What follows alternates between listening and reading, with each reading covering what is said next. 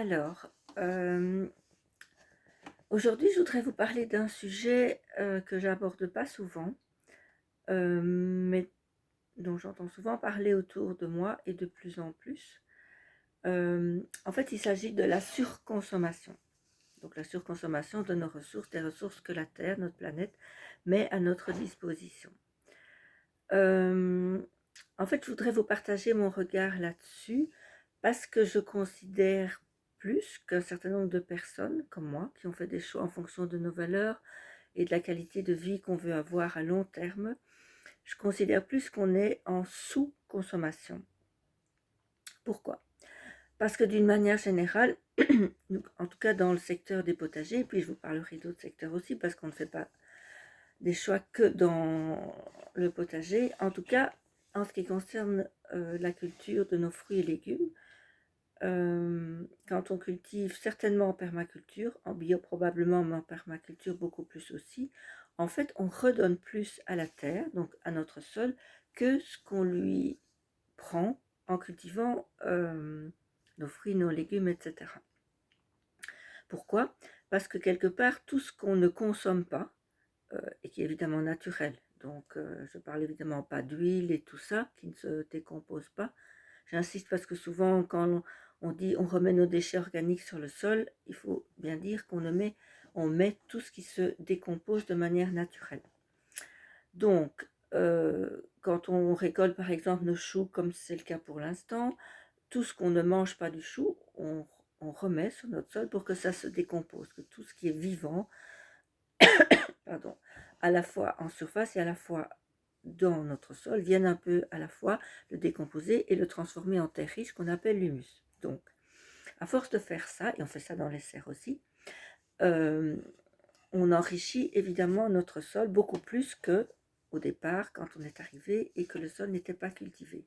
Et ça fonctionne comme ça pour tous nos arbres fruitiers. Donc quand je plante des arbres fruitiers, euh, ils vont effectivement chercher en profondeur des éléments pour grandir et produire des fruits, mais après, à un certain moment, les fruits qui tombent, si on ne les récolte pas, ou même ceux qui tombent qui sont abîmés, les feuilles, tout ça, les morceaux de branches, tout ça retourne, enfin nous on le laisse sur le sol en permaculture, enfin moi je fais comme ça en tout cas, tout ça euh, se décompose sur le sol et enrichit en permanence le sol. Donc ça c'est la partie, j'enrichis mon sol avec tout ce que je pose dessus. Je dépose dessus tout ce qui a été cultivé. Aussi quand on fait des achats de fruits et légumes extérieurs, des choses qui ne sont par exemple pas produites, on ne sait pas produire là où on se trouve, donc moi en Belgique, si je vais déposer tous ces déchets organiques sur le sol, ça nourrit mon sol, ça nourrit ma terre. Ça c'est déjà un élément. Autre chose dont je voulais aussi vous parler, c'est que on n'utilise pas de produits dits chimiques. Enfin moi en tout cas je n'utilise même pas de produits du tout. Donc ça veut dire que quelque part on n'abîme pas notre sol, on n'abîme pas tout ce qui pousse et qui pourrait détruire la terre. De la même manière, euh, je voulais aussi vous partager que en permaculture, en tout cas, on n'arrose pas le potager, on arrose les serres puisque ce n'est pas un milieu naturel. Les échanges ne sont pas de la même façon, mais on n'arrose jamais le potager. Donc quelque part, on ne consomme pas d'eau. Et l'eau qu'on utilise pour arroser les serres est de l'eau de pluie. Donc, j'attire même l'attention sur le fait que c'est une eau qui ne pollue pas. Il peut y avoir un débat, et je vous ferai à un moment donné un post ou une autre vidéo là-dessus, ce que j'appelle le pouvoir de l'eau. Le pouvoir de l'eau sur notre organisme, suivant l'eau qu'on consomme et qu'on choisit d'utiliser. Donc quand vous utilisez de l'eau de pluie, c'est clair qu'elle ne comprend pas un certain nombre de matières toxiques. Il faut pouvoir le dire, de matières toxiques pour notre sol et donc qui vont à la nappe et qui polluent les nappes d'eau. Concernant le potager, ce que je voulais aussi vous partager, c'est que tout ce qu'on utilise, par exemple, comme... J'aime pas trop mon matériel parce que des outils, même si je cultive à main nue, il en faut quand même un peu à certains moments. Mais d'une manière générale, tout ce qu'on utilise, comme par exemple des pots pour faire les semis, des étiquettes, j'avais aussi pensé encore à d'autres choses. Ah oui, je récupère aussi des cortabalos. Donc, il y a moyen d'utiliser un certain nombre d'éléments, et je le fais, pour ne pas faire produire. Donc, à la fois, j'aime bien l'exemple souvent des pots de plantation que j'utilise pour faire mes semis. Les miens ont plus de 20 ans. Je ne les ai jamais achetés. Je les ai récupérés chez des pépiniéristes qui les auraient mis au compost, donc à détruire, et on aurait dû en reproduire. Donc les miens sont des pots en plastique. Effectivement, c'est du plastique. Mais c'est le même plastique qui circule d'une année à l'autre depuis 20 ans. Avec de temps en temps l'un ou l'autre qui casse, effectivement, qu'alors je vais porter au container park. Idem pour les étiquettes, c'est un grand débat autour du plastique, je le sais bien, mais j'ai fait des choix qui font que les plastiques que j'utilise, je les récupère d'une année à l'autre, et je suis au jour d'aujourd'hui à plus de 20 ans de culture. Avec c'est tout ce que je récupère en plastique, idem. J'utilise pour marquer mes lignes, parce que bon, malgré tout, dans mes parcelles potagers, je fais des lignes, c'est plus simple, c'est plus facile. Pour moi, ça doit quand même rester simple. Je récupère, pas chaque année, hein, parce que j'en ai quand même beaucoup, je récupère des cortabalos, qui sont aussi en plastique, j'ose le dire, mais que j'utilise pour marquer mes lignes. Souvent, je les utilise pendant 4 ou 5 ans. Tout ça, ce sont des produits de récupération qui ont été produits à un moment donné, et que j'utilise au lieu qu'ils soient détruits, et pour être reproduits ensuite. Pour moi, c'est aussi ça, un regard sur la consommation des choses. Alors, au niveau du potager, je pense avoir fait le tour. S'il y a d'autres idées, je dirai par la suite. Ah oui, d'autres idées auxquelles j'avais réfléchi, c'est quand on produit comme ça nos fruits et nos légumes qu'on a laissé grandir, et qui profitent donc tout ce qu'on peut leur donner de naturel. On en récolte beaucoup en permaculture, en tout cas, et certainement je ferai une autre vidéo là-dessus. Cette année, la sécheresse, moi en tout cas, m'a permis d'avoir des récoltes tellement abondantes que j'ai dû faire preuve de, je sais pas quoi, de solutions inédites pour parvenir à conserver mes récoltes sans devoir gaspiller. Donc on a des récoltes assez incroyables. De toute façon, en permaculture, plus le temps passe, plus on a des récoltes abondantes, plus notre sol s'enrichit, plus on récolte. Mais ce que je voulais aussi vous partager du côté alimentation, c'est que ces fruits et légumes qui sont riches, qu'on a laissé grandir en étant naturellement enrichis, et pas par exemple en étant cultivés dans de l'eau, comme on le voit parfois, eh bien, on a besoin d'en consommer beaucoup moins. Je ne sais pas si vous voyez où je veux en venir. Ça veut dire que quelque part, comme on en consomme moins, on épuise moins le sol aussi. De toute façon, pour cultiver à un moment donné, on prend sa richesse, même si on la lui redonne par la suite. Et ça veut donc dire à long terme pour moi qu'on pourrait, et certainement, avoir besoin de moins en moins de surface pour cultiver. Ça, c'est aussi un élément important auquel j'ai réfléchi, que je voulais vous partager.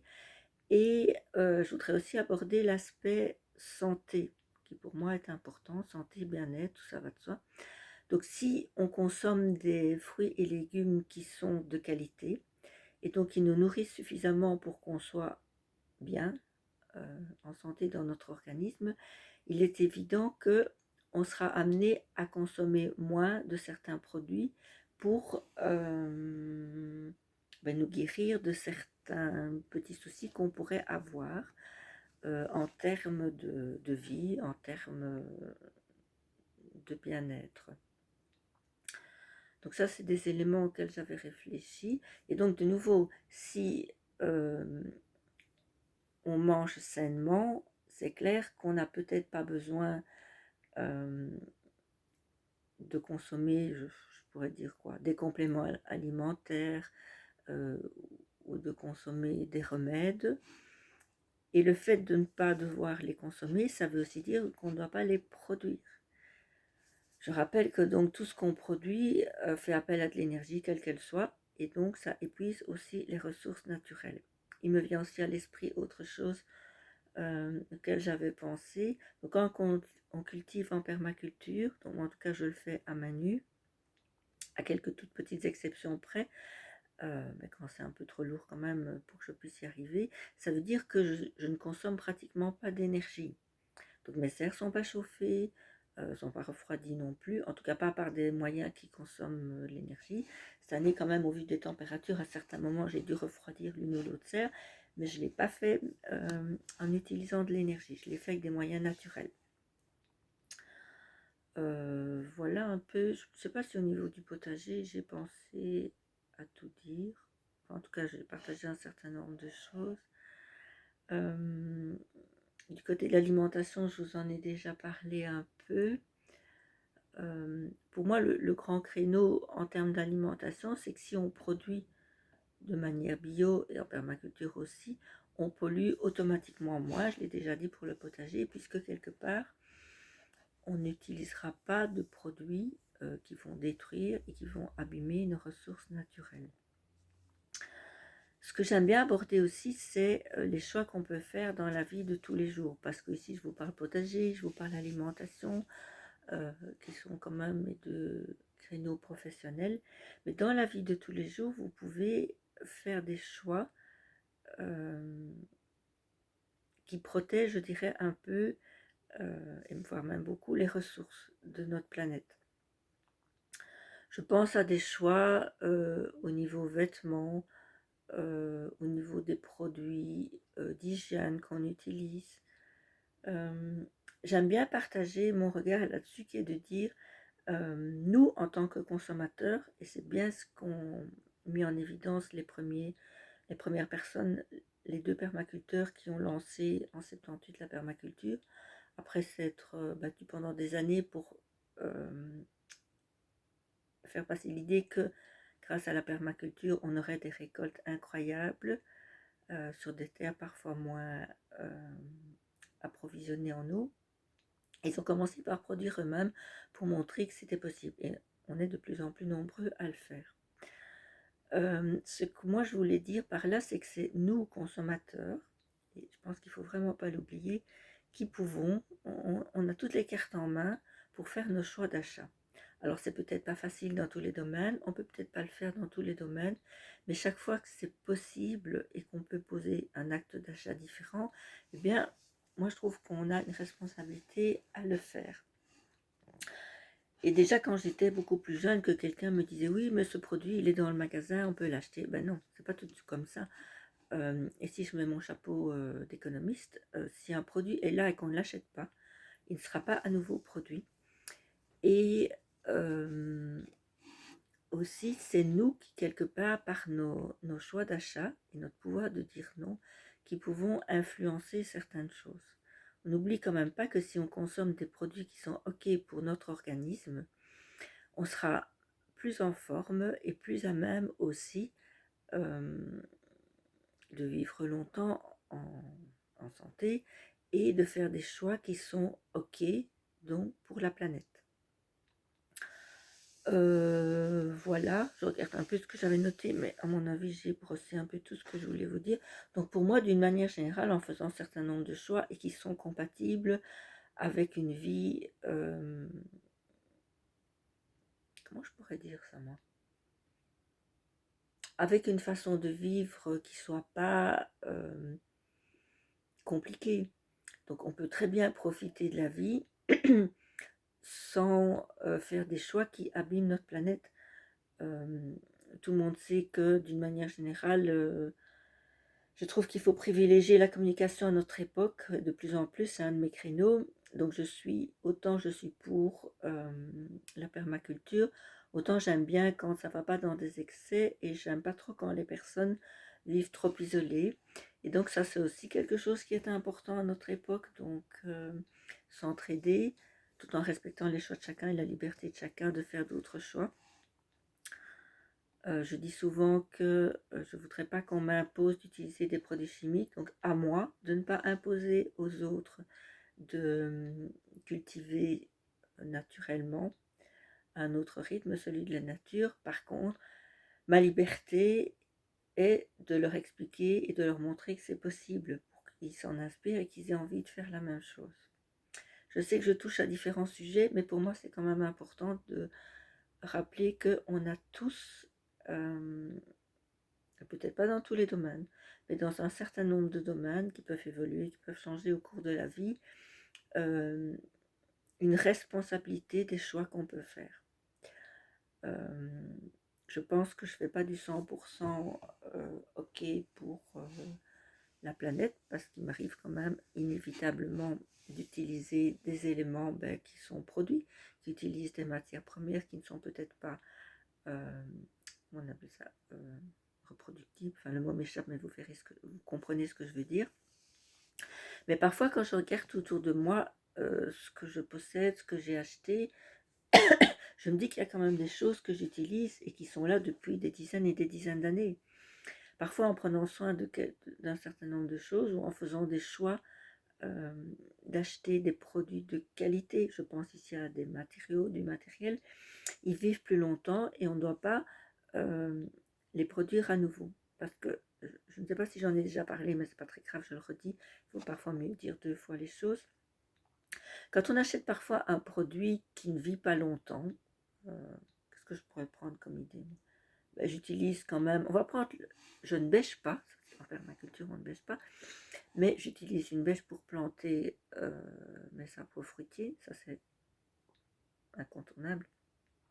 C'est clair que si vous faites l'achat d'une bêche qui va vivre 10, 20, 30 ou 40 ans, c'est tout, c'est ok pour nous, pour la planète et pour la nature.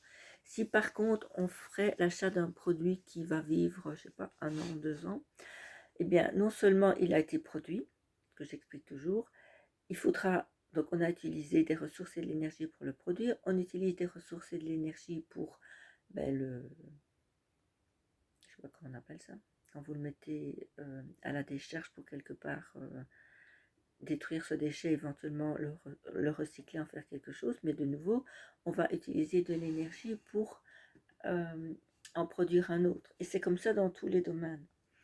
Alors, ok,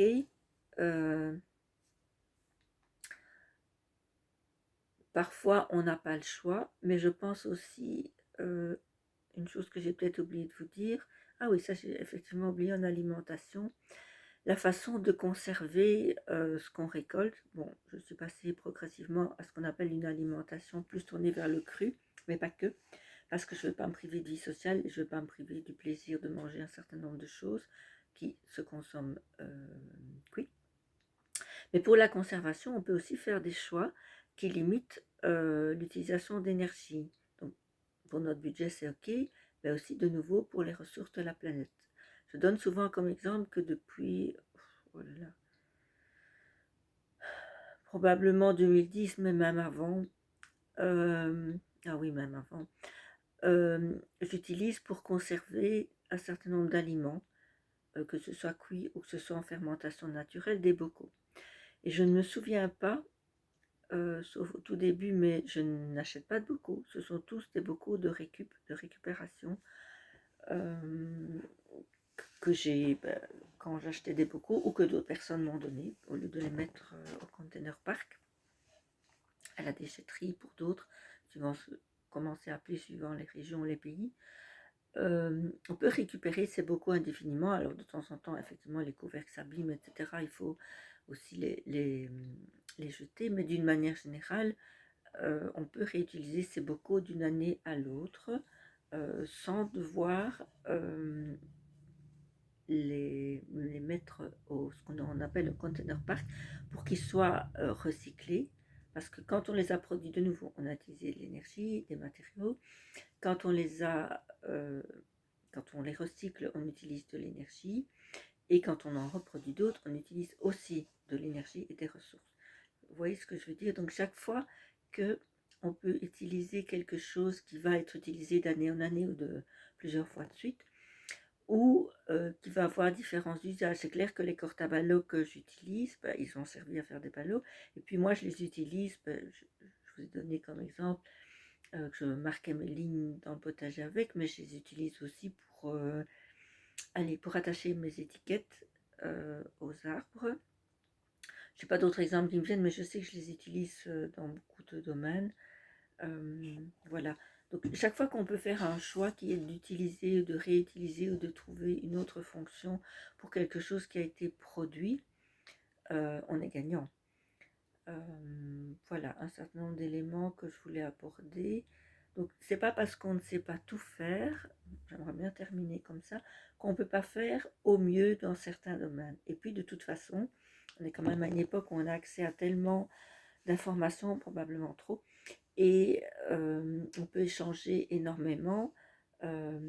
Libre à nous de regarder ce qui se fait autour de nous et de s'inspirer aussi de ce que font les autres pour trouver des solutions. On n'est pas seul sur cette planète et je pense que le fait de voir ce que font les autres ou de discuter avec d'autres peuvent nous donner des idées pour justement être non pas en surconsommation, mais en sous-consommation. En plus, je n'aborde pas souvent ce sujet, mais je suis quand même une hyper convaincue que c'est pas de consommer indéfiniment qui nous met davantage dans une situation de bien-être. Je pense qu'à certains moments, le fait de consommer moins, en tout cas en alimentation, et peut-être aussi de certaines activités, peut nous faire retrouver une certaine stabilité, un certain bien-être. Et c'est peut-être ce qui manque un peu dans la vie de tous les jours à un certain nombre de personnes. Mais maintenant, j'aime bien partager aussi par rapport à quand j'ai fait des choix de vie différents. Donc, depuis l'année 2000, j'ai changé de job pour plus me tourner vers des valeurs qui étaient les miennes. Et bien, je pense qu'on est de plus en plus nombreux à faire ça et à se tourner vers une vie qui a des valeurs et qui est plus connectée soit à la nature, soit aux autres humains, soit à tout ce qui vit au monde du vivant. Voilà. Alors, je ne sais pas si j'ai pensé à dire un certain nombre d'éléments, j'avais pris des notes, mais de toute façon, mon idée était de vous partager mon regard là-dessus, parce que oui, on surconsomme, oui, effectivement, on utilise un certain nombre de ressources dans un certain nombre de domaines, mais donc ce que je voulais vous dire en parlant du revirement que j'ai fait professionnellement, il y a plus de 20 ans, c'est qu'il y a vraiment moyen de changer tout ça, et même si on change un peu, le fait, si tout le monde change déjà un peu sa façon de vivre, je dirais, sans pour ça qu'on soit moins bien, eh bien je pense que c'est déjà très bien comme ça. Et en plus, ça va évidemment, inévitablement inspirer les autres. Voilà, je vous ferai d'autres vidéos où je noterai en commentaire si j'ai oublié un certain nombre de choses où je n'ai pas pensé à vous dire. De toute façon, l'idée n'est pas d'être exhaustive, j'aime pas ça. L'idée n'est pas de faire de trop longues vidéos non plus. L'idée, c'est que vous puissiez, à partir de ce que je vous partage dans des vidéos, y réfléchir et me faire vos commentaires ou me dire ce que vous faites pardon, dans vos vies, dans vos expériences de vie, parce que finalement, j'y suis pas arrivée toute seule, j'y suis arrivée en discutant avec d'autres et en voyant ce que d'autres faisaient. Voilà, et je vous dis comme d'habitude, à très vite, peut-être pour d'autres vidéos, d'autres posts, ça dépendra un peu de comment j'ai envie de le faire. Voilà.